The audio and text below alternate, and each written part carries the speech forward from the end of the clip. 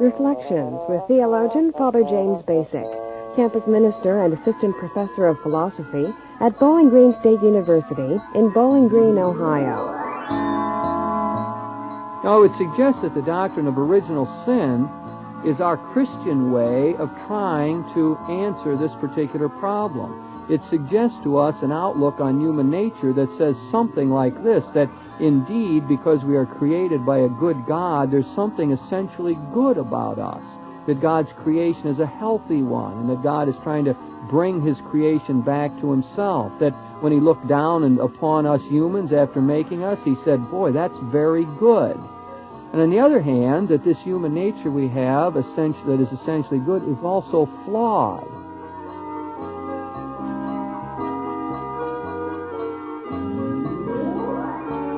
Joining Father Bacik in today's Reflections is Dr. Roman Carrick, the director of the Counseling and Career Development Center at Bowling Green State University.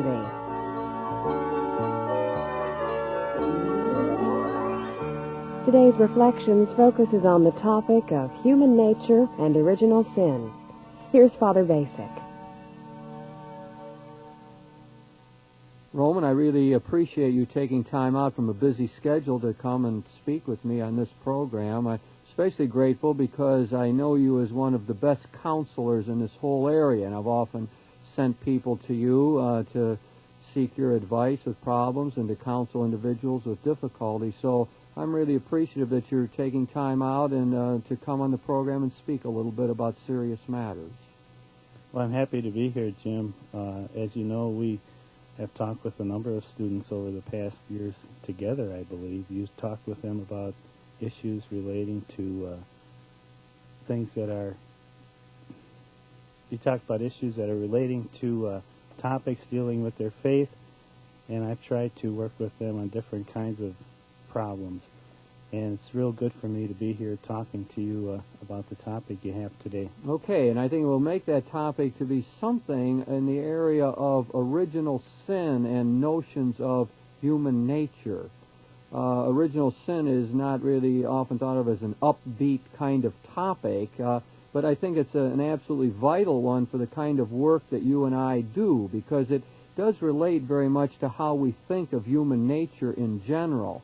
And when I survey the scene today in today's world, you see a number of different attitudes or outlooks on what we humans are all about and how optimistic or pessimistic we are about our nature as human beings. And one of the viewpoints, of course, is a very positive one that says, well, human beings are all fine, our nature is very good, and that it's only the social order that has somehow corrupted us.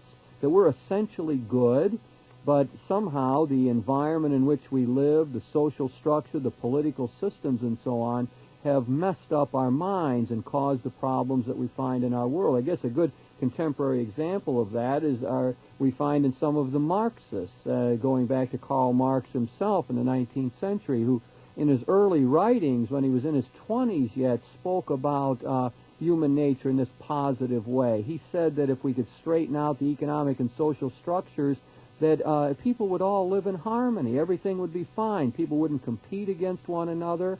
They would like their work. There would be a totally harmonious situation.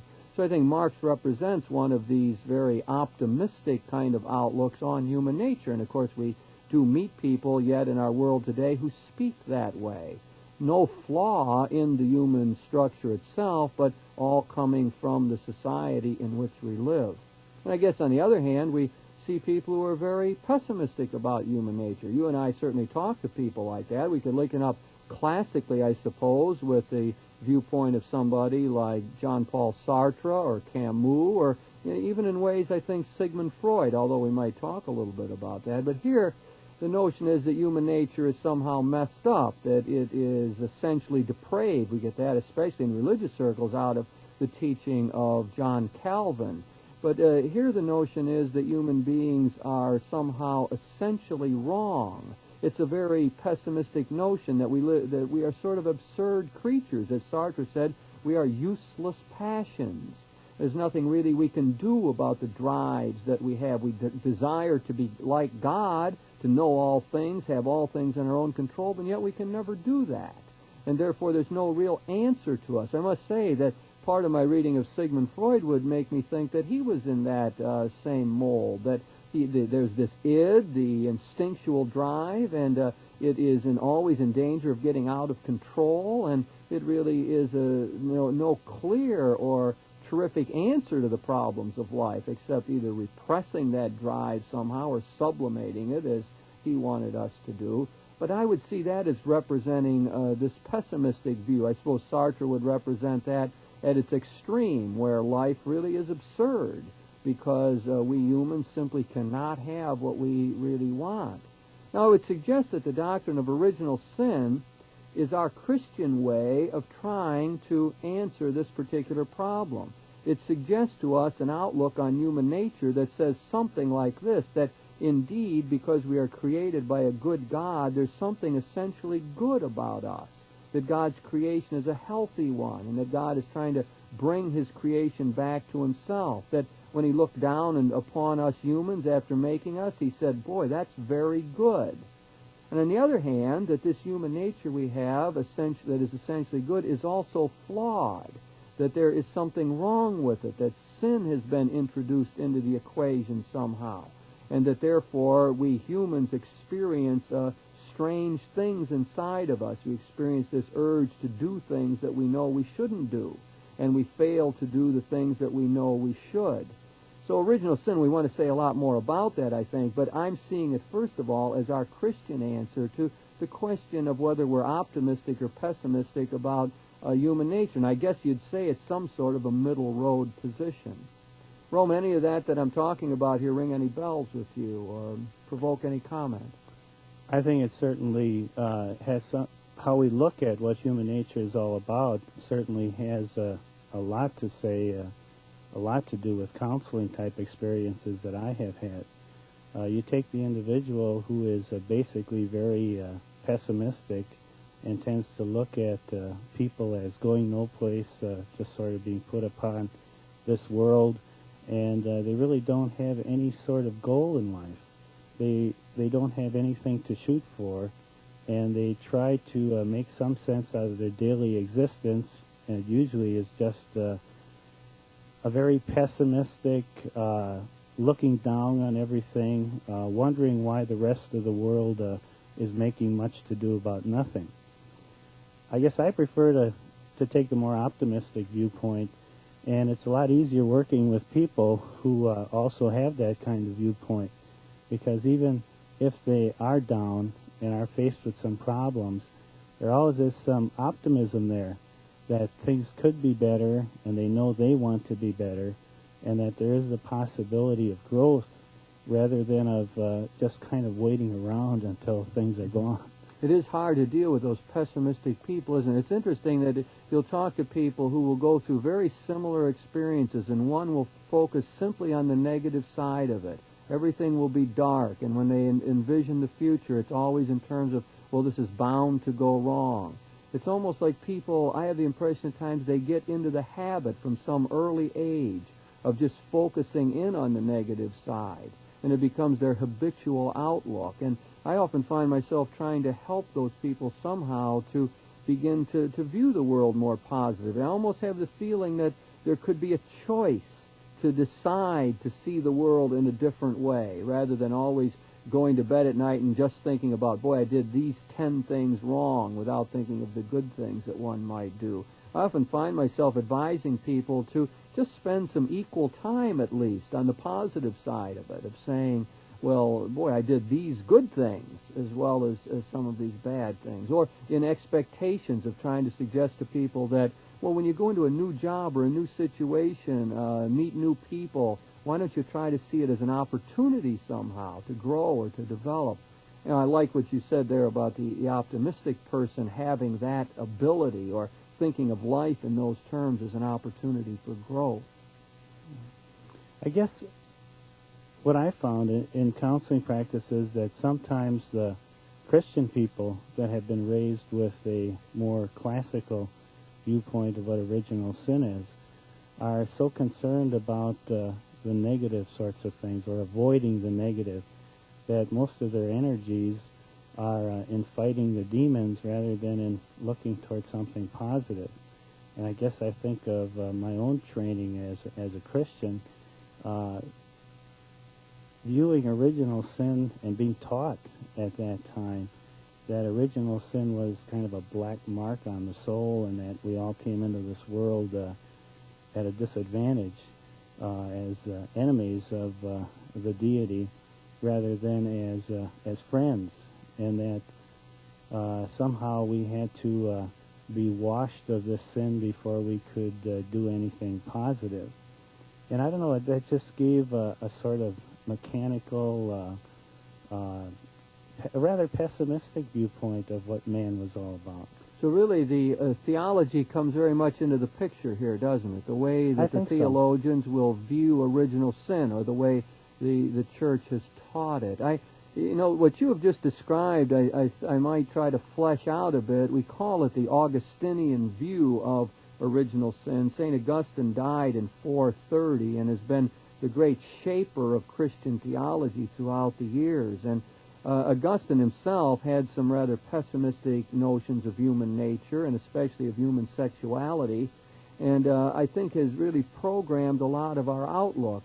His teaching on original sin was really based on a very literal reading of the book of Genesis, that people were in an original state of justice, as he called it, living in a garden with all good things about them, as the book of Genesis tells us, in very total command of their situation, and so on, naming the animals and helping God sort of tend to this creation. It really is a marvelous picture of paradise, as we call it. It's still our image of paradise. And that these people fell from this original state, as the book of Genesis says, through the temptation of the serpent and the eating of the forbidden fruit, and that therefore, as a result of that, a lot of difficulties came into the world. And so it's said that in pain women will bring forth their children, and men will earn their bread in the sweat of their brow, and that they would then know their nakedness, and they would have problems controlling themselves, and so on. And immediately what happens, we get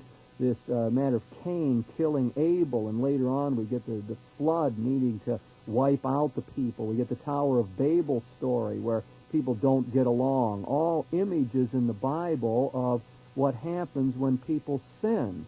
Well, Augustine, along with a lot of other people, took that story very literally in their teaching. And Augustine had a very high idea of that state of original justice, that people really were in this tremendous perfection and so on. And that they did sin, and through that sin, death and all of the consequent evils have come into our world. We get that in Paul's letter to the Romans as well, where we have that notion that through sin, the sin of the one man, Adam, sin and death has come into the world, and through the new Adam, Christ has brought life to us. And so that's the general picture that Augustine had, and he also thought that this original sin that had been committed by Adam and Eve had then been passed on through the act of intercourse throughout the ages. That it was the very act of generation that brought people into this sinful state. So that when the child was born, it was born as part of the mass of the damned, as Augustine taught it. And that only way to get out of that large group of damned souls was through baptism. Baptism was like God rescuing us out of that sinful state. It was a pure gift of God, something that could never be earned in any way. And that it was absolutely important that people get baptized, that that's the way one would get into this state of grace. And as you well suggested, it was very often thought of it was like a stain on the soul to be part of this mass of the damned, and this large grouping, and that one needed to be gathered out of that. And of course that really gave us much of our feeling about original sin, and also much of our practice about it, because Augustine said that those babies who were not baptized would go to a sort of a hell situation, a mitigated hell, he taught, but still a place of suffering. And therefore we said, my heavens, we have to baptize those babies in a hurry. and so that to save them from this mitigated kind of hell that we taught. Well, Augustine's teachings, as you can see, were very harsh, and that kind of idea would bring untold anxiety to parents whose babies died right away and who never had a chance to baptize them. And so it was, as we went on in Christian history into the Middle Ages, that theologians thought that that was too harsh, and they began to mitigate that teaching a bit with what they called the doctrine of limbo, or the teaching on limbo. The Church never really made that an official part of its teaching, but it was always an open opinion about that particular question. But limbo was a place of natural happiness. It was the place where the people before the time of Jesus Christ who were good went, but it was also the place after Christ when the babies who died without ever being baptized would go, a place of natural happiness, but not the vision of God as seeing God face to face. So I offer that, Roman, just to flesh out what you said, and I think in maybe a more popular way, and it certainly is the teaching that many people have. That's what they think of when they think of original sin. And I take it that your point was that very often that has had a bad effect on people and caused some sort of psychological problems. Am I right? Well, sort of, I think the way we look at ourselves really does have some effect on the way we're going to act. And that if I see myself as someone who is really sort of bad from the very beginning, it's going to be difficult for me to get ahead, because that's always sort of a weight that I carry around with me. I've often wondered, hasn't the Church or haven't the theologians in the past sort of given us a really pessimistic view on life? Well, I certainly think in the popular teaching that's been true. And I have dealt with people just like you have. I guess all of us who are in the counseling area know that people come in and say that the Church put guilt on them somehow, or make them feel bad about themselves, or gave them a poor self-image. And a lot of our work seems to be to overcome that. I can't quarrel with that. I mean, I think that indeed that has happened, maybe more often than we would even like to admit. And that, therefore, to me, it's important to begin to challenge that picture. In other words, part of your job is to go in there, I take it, and to give them, as you said, a more positive image of themselves and so on. But part of my job as a theologian is to try to reinterpret that whole teaching and see if there aren't other resources we have in the Christian tradition for understanding it. So in this case, I think we see immediate problems in this teaching of Augustine. For one thing, it takes the book of Genesis literally, which I'm not sure that we have to do. I'll say more about that. In other words, that I think that story in Genesis is a commentary on the human condition and not a statement of historical fact about a man and a woman who were in a garden. And one of the reasons that becomes important is because it flies in the face of modern evolutionary viewpoints of the world. We have this fight going on now between creation science and evolutionary science in the school case. And we don't want to really go into that, but it is true that this story in Genesis about people living in a very high state at the beginning of human existence flies in the face of what the evolutionists hold about a gradual development of humankind. And therefore, I think that begins to question that Augustinian viewpoint. Another great problem with it has always been the question of, well, if these people were perfect, why did they fall? What would be the impetus to commit a sin when they saw God face to face and had everything together like that? So it's those kind of problems that have forced us theologians to rethink this thing. And I might just try to sketch out a whole other approach to original sin. And we can find this going back even before Augustine, because there was a great Christian thinker who died in the year 202, St. Irenaeus by name, who had a very different viewpoint of how this whole thing started. For him, the first humans were very childlike creatures. They were very primitive, and he didn't have this high notion of an original state of justice, and that they were very bound into the world, and they didn't have a vision of God face to face. They were very immersed in the natural world as they knew it. And therefore, there was sort of a propensity to sin. It was almost built into their situation that they could not respond fully and totally to God as one might hope that they would. And that therefore, these primitive people did commit a sin. They rejected God's love in some way. But God, the reaction of God to that was to try to bring them back to himself. Your picture of God is not of a terrible judge who kicks people out of a garden, but of a tender, loving God who exercises maternal or paternal care in trying to bring the people back to himself. It's out of this notion that we would get that strange phrase that we do at the Easter Vigil, oh, happy fault, in a way, that there's a more positive way of seeing this fall, because what it does is bring forth God's compassion, like the good father or the good mother, and eventually brings this business of bringing the human beings, bringing Christ to the world to try to save all the humans. So we begin to get a whole different picture here of what original sin might be about. And then if we would fill that out from a lot of what the theologians tell us, then that God really has been loving his world from the very beginning. God's grace has always been present in the world, and it's always been more powerful than all the sin that exists. And so that we didn't just get grace when Christ came, but we had grace in the world from the very beginning. Christ epitomizes that and represents it and fulfills it and brings it to its completion, but it's always been there in the world.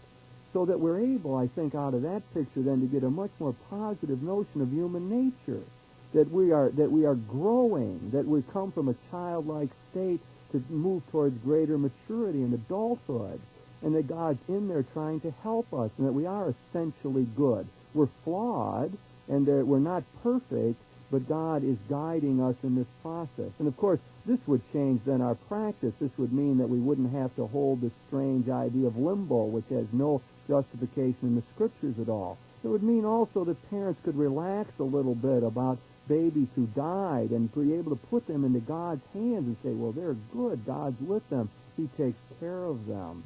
And then we would be able to maybe have more realistic baptism customs where we would take some time after the birth till the mother felt well and the godparents could be present and have a good and proper liturgical celebration. So I'm offering that, Roman, as a whole other way of looking at what original sin is. In this viewpoint, original sin simply means the flawed situation that we have. It means that from the very beginning, people have sinned, and they continue to sin, and we sort of have a pool of evil in the world, but wherever that pool of evil is, there is a greater abundance of grace. And that would give us, I think, both our realistic and sort of hopeful viewpoint of human nature. Well, how does that sound to you as something that would maybe help in the whole counseling business?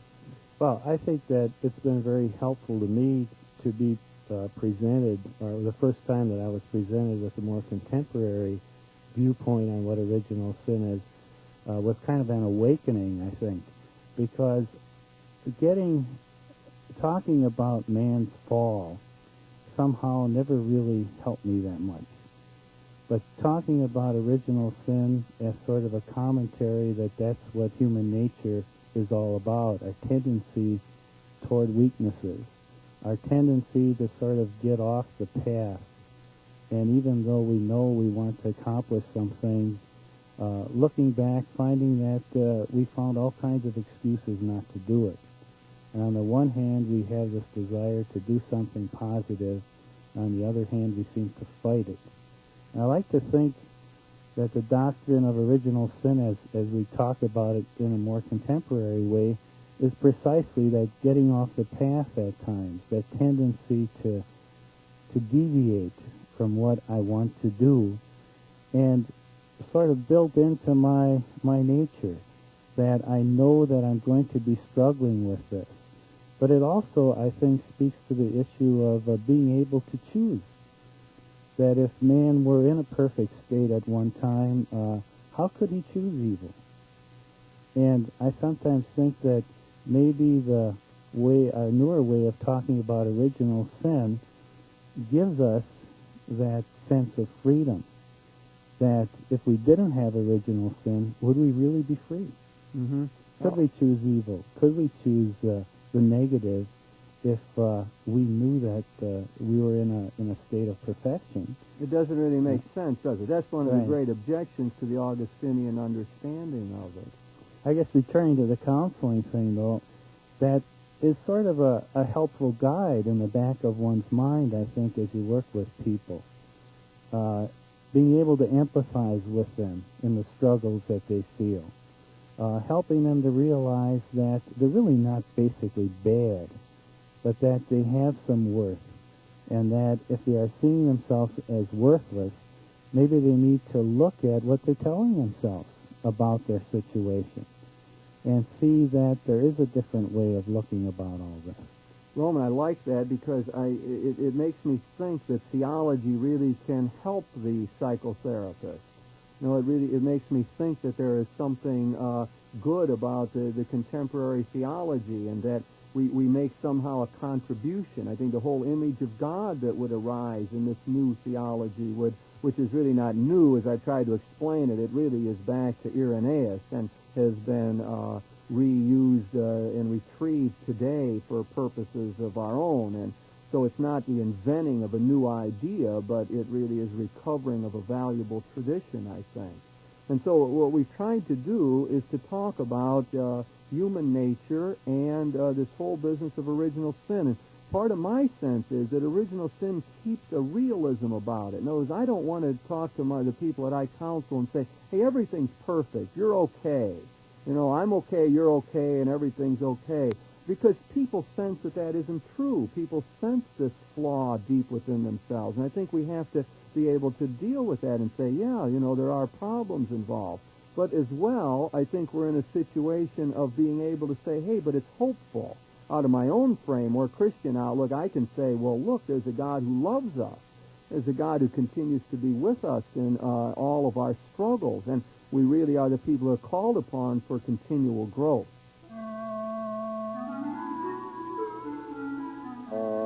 You've been listening to Reflections with your host, theologian Father James Bacik, campus minister and assistant professor of philosophy at Bowling Green State University in Bowling Green, Ohio. Joining Father Bacik in this discussion was Dr. Roman Carrick, the director of the Counseling and Career Development Center at Bowling Green State University. The topic of this week's reflection is human nature and original sin. If you have any questions about today's program or any ideas for topics you'd like to hear discussed, please write to Reflections in care of WLQR, Toledo, Ohio, 43623. Produced in the studios of WLQR, Reflections is directed by Mark Ferguson. Executive producer is Mary Beth Kirchner.